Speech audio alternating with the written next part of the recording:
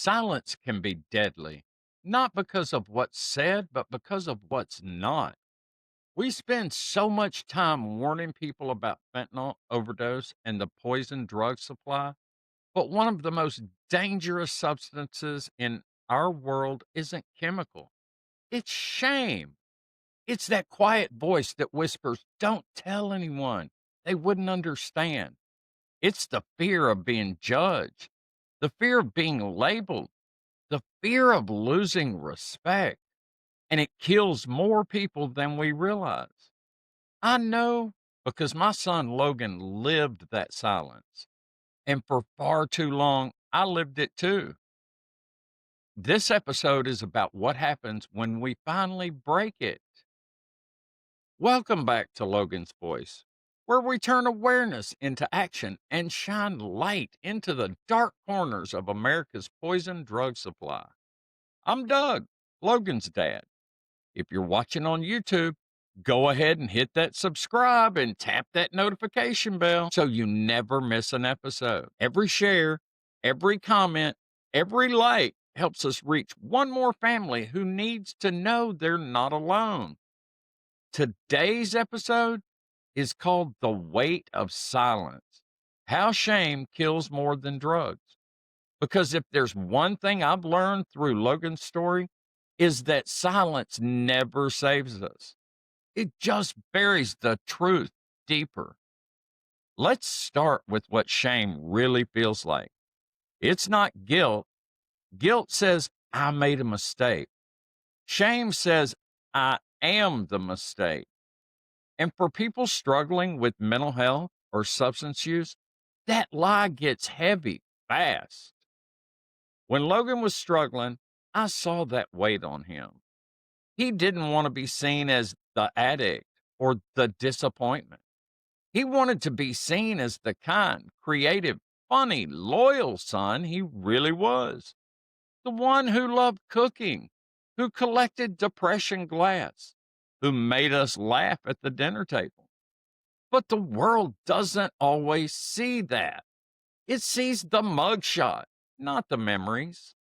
It sees the mistake, not the person. And that's what shame does. It erases humanity and replaces it with a label. Families carry that burden too. I've felt in conversations where people looked down after I said how Logan died. I felt it in that pause. That fear doesn't protect us, it isolates us.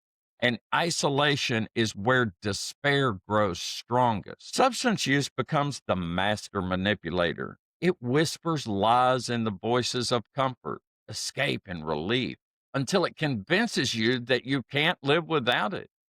It tells a mother that her son is okay when he's not.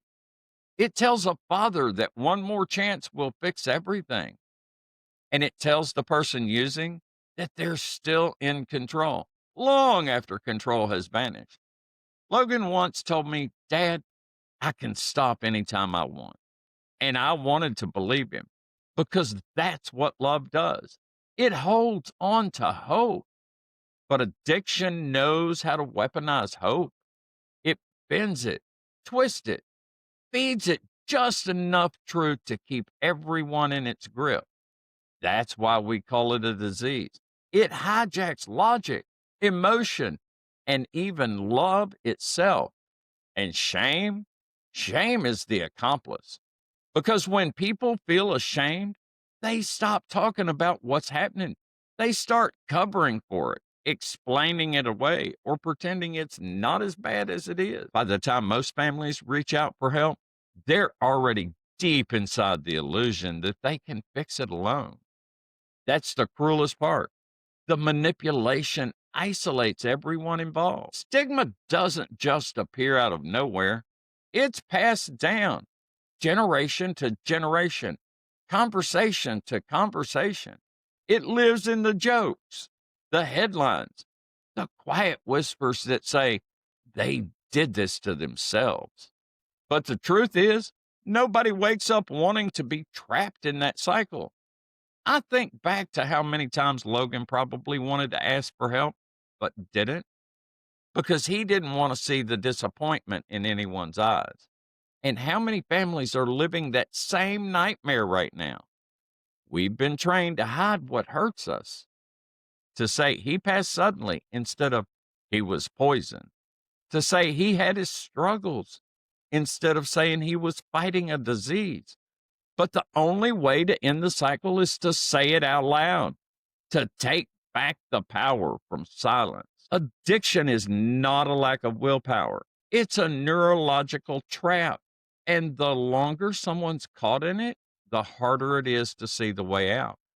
When Logan was diagnosed with ADHD at a young age and put on medication, we trusted that it was safe, that it would help him. None of us could have predicted that it would open a door that later substances would walk right through. The truth is, the brain adapts.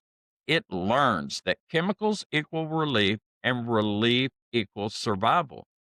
That's why substance use becomes such a manipulator. It rewires logic, patience, and emotion until the brain's only goal is to feel normal again. But our society doesn't talk about the science of addiction. We talk about the shame of it. We say, just stop. Imagine telling someone with cancer, just stop having tumors. It sounds absurd because it is. Until we stop blaming and start understanding, we'll keep losing lives to a problem we're too ashamed to discuss. Shame doesn't end when the person dies. It lingers. It morphs. It keeps whispering. After Logan passed, there were moments I wanted to scream the truth from the rooftops and moments I wanted to hide from the world. I'd start to explain what happened and my throat would tighten. I didn't want pity. I didn't want judgment. I wanted people to see my son, not just how he died, but how he lived. Here's what I learned. When you tell the truth, you give someone else permission to tell theirs. Every time I speak Logan's name, every time I share his story, I see heads nod, tears fall, walls come down. That's when healing begins. When we stop protecting the stigma and start protecting each other. The opposite of shame isn't pride, it's connection. When I started Logan's Voice, it wasn't because I had all the answers, it was because I couldn't stay silent anymore. Every episode, every story, every word is my way of making sure Logan's voice and the voices of so many others are never silenced by stigma again. And I'll tell you something. Every time a parent writes me to say, your story gave me courage to tell mine, I feel Logan's light again. Every time someone in recovery messages, I thought nobody cared, I know we're turning pain into purpose because the real enemy isn't just fentanyl, it's silence and stigma. And the cure is connection. If this message spoke to your heart, share it, talk about it, post about it, bring it into your community. You never know whose silence you might break by speaking up. Visit logansvoice.org for resources, real stories, and ways to join this mission. Together, we can replace shame with strength and silence with truth. I'm Doug Ballinger. I am Logan's voice. I am Logan's dad, and I will not be silent.